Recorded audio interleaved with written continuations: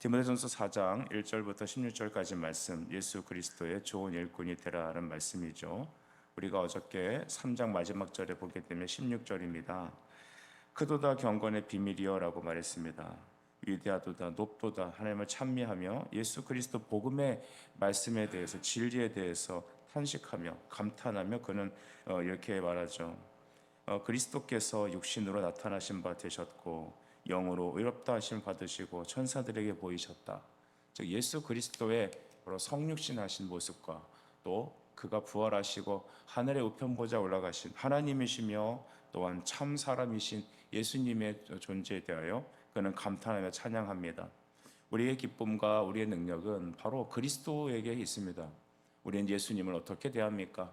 어떤 사람들은 마치 신성을 빼고 인성적인 사람 예수에 대해서 연구해서 우리가 그의 일을 본받자라고 하는 인간적인 모범으로 삼는 사람들도 있는 것 같아요. 어떤 분들은 4대 성인을 하나로 보기도 하고, 또 어떤 분들은 전능하신 하나님이긴 한데 우리와는 격차가 너무 큰, 즉 인간적인 요소는 제한하고 그냥 신적인 요소만 바라보는 예수님을 슈퍼맨으로 아는 사람들도 있습니다. 이 모든 것이 다 잘못되었죠. 성경대로 예수님 믿어야 합니다. 그 하나님의 복음의 신비가 무엇인지 우리는 성경을 통해 깨달읍시다. 예수를 진짜 만나길 축복합니다. 예수를 알아야 합니다. 예수를 알아야 합니다. 그분을 만나야 합니다. 그래야 모든 문제와 모든 것들이 다 풀리게 되죠. 바울은 이렇게 예수님에 대해 높이 찬양하며 감탄하면서 오늘 그는 또한 에베소 교회의 현실을 보고 가만히 있을 수 없고, 또한 그래서 에베소 교회를 진단하고 거기에 대해서 처방을 내리는 그런 의사의 입장에서 그의 영적인 아들인 디모데에게 권면하고 있습니다. 1절 말씀을 주목하여 보시면 성령이 밝히 말씀하시기를 그랬습니다. 바울이 믿음으로 기도할 때 성령께서 바울에게 분명하게 깨닫게 하신 것이죠. 후일에 어떤 사람들이 믿음을 떠날 것인데 미혹하는 영, 귀신의 가르침을 따를 것이다 했습니다. 바울이 복음을 전하고 세워진 교회였지만 그 복음의 말씀은 어디 가고 이젠 바울의 말씀, 즉 복음과는 상대할 수 없는 그런 거짓된 복음에 귀신이 가르쳐주는 그 가르침에 따라 사람들이 미혹될 거라고 했습니다. 후일에라고 하는 말씀을 보니 그 일이 오래 후가 아니라 곧 닥칠 일을 말하는 것입니다. 우리는 알게 됩니다. 음식물 같은데 작은 곰팡이가 썩게 되면 그 음식 전체는 버려야 됩니다. 물론 뭐 된장 같은 것들이야 이렇게 걷어내고 이렇게 예전에 보니까 뭐 드시기도 하시던데, 어쨌든 이런 식품 자체에 여러분 작은 곰팡이 피면은 대부분은 버리게 되죠. 아니 뭐 그 부분만 도려내면 되지 않습니까? 라고 말할 수도 있겠지만 실제로는 여러분 그것이 시작한 이후로부터는 그 음식 전체를 먹을 수가 없습니다. 바른 교훈이 아닌, 바른 진리가 아닌 그런 잘못된 이단적인 사설이나 사람의 생각들은 이와 같이 누룩과 같아서 그 하나님의 교회를 삽시간에 망가뜨리기 쉽습니다. 간혹가다 우리가 그 신천지에 대해서 한참 이제 어려운 점 있을 때 교회들 안에 작은 그런 어떤 조짐이 보이게 되면 삽시간에 교회 전체가 어려움을 겪는 그런 경우들을 많이 봅니다. 오늘날에도 여러분 작은 이 믿음에서 떠난 여러 가지 잘못된 내용들은 우리의 신앙을 흔들기 마련입니다. 그래서 미혹하는 것, 귀신의 가르침, 당시에는 여러분 이단자들이 그렇게 했을 것이고, 또한 여러분 가장 문제가 되는 건 영지주의였습니다. 육체는 악하고 영은 선하니까 구원받으면 됐지, 더 이상 삶에 대해서 이래라 저래라 할 필요가 없다. 그런 의식들은 그들로 하여금 참된 경건에서 하나님 말씀에 떠나게 만드는 요소가 되었습니다. 자, 여러분 우리에게도 한번 더 살펴보시죠. 우리는 성도들과 함께 말씀을 나누고 또 성경을 공부하고 하는 거 요새는 별로 좋아하지 않습니다. 특별히 목회자가 성도들과 같이 상담하면서 말씀으로 권면하는 거 싫어합니다. 가르침 받는 거 싫어합니다. 그냥 일정의 거리를 유지하면서 나는 예배 드리고 목사님은 거기 계시고, 때로는 주님도 좀 내 인생에 타치하지 말고 내가 하고 싶은 대로 좀 놔두셨으면 좋겠다, 이렇게 생각하는 경우가 상당히 많은 것 같아요. 그래서 예수님을 믿읍시다, 전도합시다, 가정을 구원할 수 있도록 합시다라고 이렇게 권면하면 참으로 어떤 분들의 대부분은 자기 인생의 종교를 강요한다라고 해서 싫어하는 걸 보게 됩니다. 이런 현실을 놓고 보면 참 목회하기가 어려운 시절인 것 같아요. 하지만 지금만 그런 게 아니라 바울이 있던 당시에도 그랬던 것 같습니다. 바울이 전한 복음을 그들은 삽시간에 쉽게 떠났습니다. 인간이 죄인인 것이 바로 여기서 드러납니다. 우리는 늘 말씀을 가르침을 받고 또 읽고 또 배우고 또 함께 학습해야 합니다. 그렇지 않고서는 우리는 항상 미혹하는 것에 세상으로 나가게 되어 있기 때문이죠. 여러분, 우리 교회가 예수님 다시 오시는 그날까지 말씀을 선포하고 바른 복음을 가르치고 진리에 온전히 붙잡을 수 있도록 성도를 온전케 하며 봉사일을 하게 하는데 우리가 힘쓰는 우리 모든 목회자와 또 성도가 되기를 간절히 축복합니다. 루터는 그런 말을 했습니다. 복음이 무너지면 교회가 무너진다고 했습니다. 여러분, 복음을 세워야 할 줄 압니다. 2절에 보니까 자기 양심이 화인을 맞아서 외식함으로 거짓말하는 자들이라고 말했습니다. 양심이 화인을 맞았다는 것은 여러분, 사람의 양심은 말씀에 반응하게 되어 있죠. 거듭난 이성을 말합니다. 그런데 그 거짓을 전하는 그런 잘못된 이단자들은 뭘 가르치냐면 자신의 양심이 화인을 맞은 메시지를 가르친답니다. 화인은 무엇입니까? 그 인두로 지지는 도장을 말하는 거죠. 그 화인을 맞게 되면 더 이상 양심이 제 기능을 발휘하지 못합니다. 그래서 우리 주변에도 보면 가만히 교회 안에 들어와서 떳떳하게 막 그게 이단의 얘기를 하면서 이단으로 데리고 갑니다. 당신은 왜 그러냐고 하면은 싹 숨어버립니다.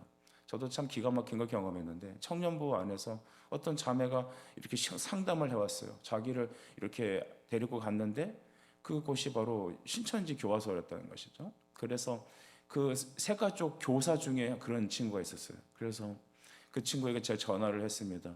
처음에는 목사님 안녕하시냐고 이렇게 대답하다가 이러이런 얘기를 하니까 전화를 딱 끊고 갑자기 이제 전화번호를 이제 완전 잠수를 타버린 거죠.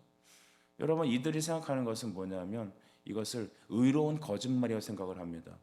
그것이 묘약, 책략이라고 말합니다. 그렇지 않죠. 이 모든 것들이 양심의 화인을 맞은 겁니다. 거짓을 가르치고도 하나님 앞에서 그렇게 행하면서도 그들은 자기 떳떳한 겁니다. 그들의 외식함으로라고 하는 것은 보면 위선이라는 것이죠. 위선은 겉과 속이 다른 겁니다. 가면을 쓰고 나타난 사람들, 밝은 미소로 우리에게 다 친근함으로 우리가 원하는 그 모습으로 다가왔지만 실상 그 중심에는 하나님이 원하시는 것이 아닌 바로 사탄으로 끌고 가는, 망하게 만드는 그 길로 인도하는 것입니다. 진리가 있는 곳에 여러분 죄악도 있습니다. 하나님의 영이 있는 곳에 악한 사탄의 역사도 있습니다. 복음이 있는 곳에 마귀의 역사도 있습니다. 우리는 그러므로 항상 미혹되지 않기 위하여 항상 정신을 차리고 오직 예수님, 오직 진리, 오직 복음을 외치는 우리 자신이 되어야 합니다. 그들은 어떤 메시지를 가르치냐면요, 3절입니다. 혼인을 금하고 어떤 음식물은 먹지 말라고 하고요, 음식물은 라고 말합니다. 하지만 여러분, 음식은 어떤 것입니까? 하나님이 지으신 것이고 이걸 감사함으로 받을 것이다 라고 말했습니다. 우리 4절 같이 한번 읽어보십시다. 시작. 하나님께서 지으신 모든 것이 선함에 감사함으로 받으면 버릴 것이 없나니 라고 했습니다. 5절도 보면 하나님의 말씀과 기도로 거룩해진다 라고 말하죠. 오늘날에도 여러분 유대인들이나 또 이슬람 사람들은 돼지고기를 건드리지 않습니다. 뭐는 하면 안 되고 뭐는 해야 되고 이건 이렇게 돼 저건 저렇게 해야 되고, 여러분 종교적인 행위가 어떻게 보면 우리에게 보면 되게 좀 믿음이 있는 모습 같이 보입니다. 그래, 우리 100일 동안 집중해서 기도하면 복이 임할 거야. 뭐 이건 이렇게 하면 저렇게 될 거다. 저도 만난 어떤 장로님들은 그 순댓국을 안 드시는 거예요. 선짓국 그런 거 안 드시는 거예요. 왜 안 드시냐고 물어봤더니 피라서 안 드신답니다. 여러분, 벌써 율법이 의식법이 그쳐지고 예수님 부활하신 지가 언젠데 아직도 유대 율법을 따라서 순댓국 안 먹고 그러는 거는 문제가 있죠. 종교적인 행위를 따라가는 거, 내 스스로 만든 종교적인, 내가 만든 종교죠. 기독교 안에서 자기가 만든 신앙생활입니다. 자기가 만든 규율 리스트를 만들어 놓고 내가 이거를 하면 예수 잘 지킨 거고 얘가 이거 잘못하면은 신앙에서 어긋나니까 나만의 기준이 있는 겁니다. 성경이 기준이 되어야 되는데 성경을 배우지 않고 잘못된 복음이 세팅이 돼갖고 또 연세가 60, 70 되다 보니까 그게 아예 내 인생에 폼이 된 겁니다. 누가 말해도 바뀌지 않습니다. 오히려 그렇게 말하는 사람을 대적하죠. 여러분, 우리는 얼마나 이 삶이 이 일이 중요한지를 모릅니다. 공장에 처음 레일을 깔면 그 레일을 따라서 그대로 여러분 물건들이 만들어지죠. 공정이 이렇게 됩니다. 그래서 삶을 바꾸는 걸 패러다임 시프트라고 말하죠. 우리 복음이 그런 거예요. 죄된 우리 삶의 레일에 하나님의 말씀이 다시 깔리는 겁니다. 내가 익숙했던 종교적인 생활, 기독교인이라고 살았지만 내가 정말 예수님을 믿고 바른 신앙을 생활을 했는지를 우린 점검해야 합니다. 우리 공장 껍데기는 똑같아요. 하지만 우리 속에 있는 이 레일은 여러분 다시 다 뜯어내고 다시 깔아야 됩니다. 어떻게 해야 될까요? 방법은 하나입니다. 말씀을, 진리를 다시 하나씩 받는 겁니다. 말씀을 다시 받는 것이죠. 저희 교회가 지금 계속해서 오랫동안 총회 공과를 따라서 우리 기독교 신앙의 교리를, 웨스터민스터 신앙 고백서에 의거한 바른 신앙 고백의 여러 가지 내용을 우리 청소년과 아이들과 성도들과 함께 나누고 있습니다. 이것이 어떻게 보면 딱딱하게 느껴질 수 있어요. 왜 맨날 저런 말씀만 하시나? 여러분, 당연한 거죠. 왜냐하면 레일을 다시 깔기 위한 겁니다. 여러분, 우리는 우리가 생각하는 종교를 믿고 있을 수 있어요. 내가 생각하는 기독교를 믿을 수 있단 말입니다. 이게 얼마나 위험한 일인지 몰라요. 여러분, 우리는 내가 생각하는 기독교, 내가 생각하는 진리를 생각하면 안 됩니다. 바울은 말합니다. 갈라디아서 1장 1절에 내가 사도된 것, 내가 받은 복음은 사람으로 인한 것도 아니고 사람으로 말미암은 것도 아니래요. 사람만에 나타난 것도 아니고 사람의 교훈을 따르는 게 아니라는 것이죠. 오직 하나님의 말씀과 그의 성령의 능력으로 받은 은혜의 복음인 것일 뿐입니다. 주님께 받은 것이어야 합니다. 성경을 다시 알아야 합니다. 우리 안에 레일이 다시 깔리지 않으면 말씀을 받아도 그냥 지식적으로 받게 됩니다. 나 자신 안 바뀌게 되는 거거든요. 그래서 바울은 이것이 굉장히 에베소 교회의 심각한 문제라고 생각한 겁니다. 처음에는 다 그러지 않아요. 처음에는 작은 것에부터 시작해요. 하지만 그것이 나중에는 그것이 진리를 대체하게 되고, 그럼으로써 교회는 큰 혼란을 가져오고 결국 그들의 신앙에서 떠나게 될 것입니다. 사단이 원하는 것은 깨트리고 무너뜨리고 파괴하는 겁니다. 우리 안에 하나님의 기쁨을 가져가 버리는 것이죠. 여러분 안에 진정한 예수의 기쁨이 있습니까? 하나님을 섬기는 즐거움이 있습니까? 내가 안에 하나님의 즐거움이 사라지고 내 안에 기쁨이 없어졌다면 나의 신앙을 다시 점검해야 되고 다시 하나님의 말씀의 레일을 하나씩 깔아야 됩니다. 여러분, 그러면 어떻게 이 일을 대처할 수 있을까요? 6절부터 바울은 말씀을 가르치라고 말합니다. 6절입니다. 내가 이것으로 형제를 깨우치면 그리스도 예수의 좋은 일꾼이 되어 믿음의 말씀과 내가 따르는 좋은 교훈으로 양육을 받으라. 아멘.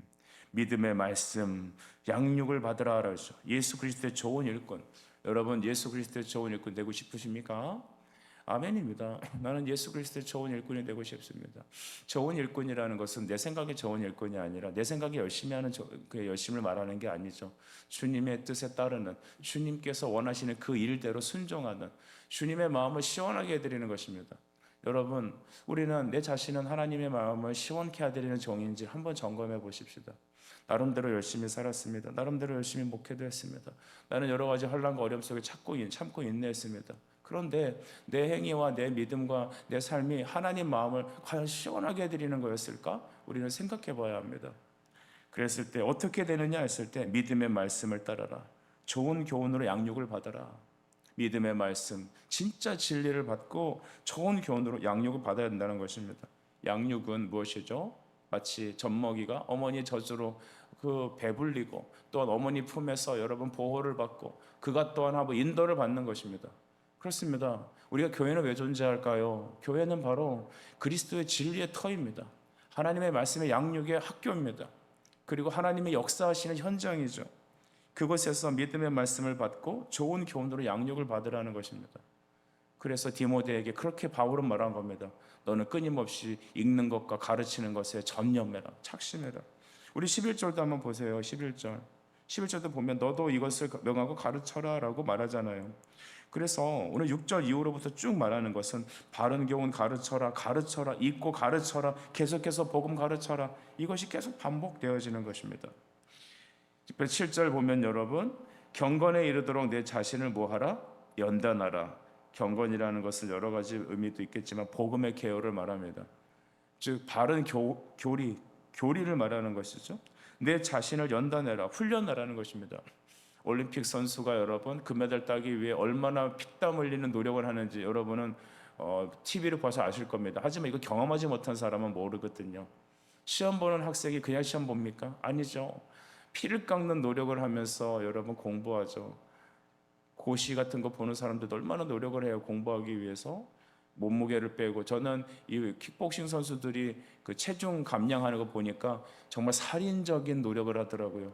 땀을 빼고 얼음물에서 들어가 갖고 몸을 급냉시키고 이렇게 해서 뭐 몇십 킬로를 빼고 그냥 체중을 재고, 또 당을 끌어올리기 위해서 막 엄청 단 도너츠도 막 이렇게 눌러서 먹고 하는 모습들 보면서 정상적인 인간의 모습이 아니에요.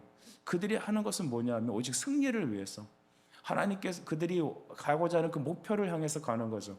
여러분, 우리의 목표는 뭐예요? 예수 그리스도의 좋은 일꾼이 되는 거예요.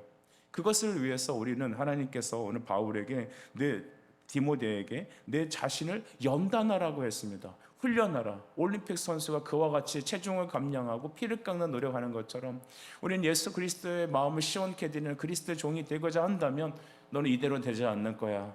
내 자신을 깎아서 연단하라는 것입니다. 그리고 10절에 보면 이렇게 우리가 수고하고 애쓰는 것에 대한 이유가 있다고 말하죠. 우리 소망을 살아계신 하나님께 둡니다 라고 했습니다. 여러분, 우리의 시선은 어디에 머물러야 합니까? 백화점에 머물러야 합니까? 아니면 여러분 맛있는 음식에 두어야 합니까? 세상 사람들 즐거워하는 여러분 음악이나 영화에 두어야 합니까? 어떤 분들은 1년에 한 번씩 해외여행 안 가면 안 된다고 하는 사람이 있습니다. 제 주변에 있어요. 제 가족 중에. 여러분 보면 우리의 소망이 살아계신 하나님께 두지 않는 것들, 여러분 이런 것들은요 금방 우리가 세상에 빠지게 되어 있는 것이죠. 미혹받는 것은 우리가 우리 자신을 연단하지 않기 때문입니다. 우리 온샘교회에서 신앙생활하는 성도 여러분은 어찌 보면 타교에 있는 성도들보다 조금 어려운 길을 걸어야 될 수도 있습니다. 그것은 많이 헌신해라, 많이 헌금해라, 많이 봉사해라 말을 하라는 게 아닙니다. 여러분, 뼈를 깎는, 마치 운동선수들이 자기를 트레이닝하듯이 내 자신을 말씀으로 연단해야 되는 훈련을 해야 되는 겁니다. 왜냐? 이 시대가 그렇게 악하기 때문이죠. 엘리사는 엘리야가 승천하기 전에 그를 붙잡고 이렇게 말했습니다. 내 주여, 당신의 영감에 갑절을 허락하소서. 왜 그럴까요? 그가 사역하는 그 시대는 심히 악한 시대이기 때문입니다. 이 악한 시대에 우리는 어떻게 될까요? 갑절의 영감을 하나님께 구해야 될 것입니다. 어떤 영감일까요? 뼈를 깎는 말씀의 훈련을 통하여서 우리 자신이 진리에 서고 예수 그리스도의 마음을 시원케 드리는 천 군사 병사 되기 위한 것입니다. 하나님께 마음을 두고 소망을 둔 사람마다 이 길로 걸어가는 것입니다. 우리 11절 12절도 보면 너는 이것들을 명하고 가르쳐라 라고 또 말씀하면서 12절 누구든지 내 연수함을 없인 여기지 못하게 하고 오직 말과 행실과 사랑과 믿음과 정절에 있어서 믿는 자에게 본이 되어 라고 했습니다. 디모데에게 말합니다. 목회자로서 너의 연수함을 없인 여기지 말게 해라. 연수함이라는 것은 이렇게 말할까? 유치함이라고 말할 수 있죠. 유치함. 너 쉽게 혈기 내지 말고 사람들에게 일관성 있게 말씀을 가르쳐. 그리고 정욕에 빠지지 않도록 내 자신이 하나님 앞에 내 자신이 먼저 이렇게 트레이닝을 받으라는 것이죠. 저는 이것을 위해 기도하길 원합니다. 또한 여러분 14절에 보면 내가 안수받을 때 예언을 통하여 받은 것을 가볍게 여기지 말라는 것이죠. 목회자에게 대한 것이죠. 네가 안수받을 때, 내가 너에게 안수하여 목회자로 세울 때 그 받았던 은혜를 절대 잊지 말아라. 그 각오를 잊지 말라는 거 아니겠습니까? 그러면 끊임없이 13절 보면 너 자신이 읽는 것과 말씀을 전하는 것에 전념하라는 겁니다. 여러분, 목사는 뭐 하는 사람일까요? 목회라는 것은 무엇일까요? 목사가 밥 먹으러 다니고, 목사가 여러분 여행 다니고, 목사가 여러분 동호회 다니고, 목사가 취미 활동한다고 이것저것 하고, 목사가 사업하고, 목사가 정치에 찬양하고, 여러분 그건 옳지 않아요. 목사로 부름받은 것은 가르치고 배우는 일에, 읽는 것과 전하는 일에, 그러니까 말씀을 연구하고 책을 읽고 진리를 갈고 닦고 기도하고 성도들을 가르치는 일에 전념해야 된다는 겁니다. 여러분, 저는 목회를 그만두는 동안 읽는 것과 전하는 일에 전념하고자 합니다. 여러분은 저를 위해서 이것을 왜 기도해 줄 것이고, 이것을 제대로 이루어지지 않을 때 또한 여러분은 저에게 말씀해 주셔야 합니다. 왜냐하면 이것이 바로 성도를 온전케 하는 길이고, 이것이 바로 목양이고, 이것이 목회도 살고 성도도 살아가는 길이기 때문인 것이죠.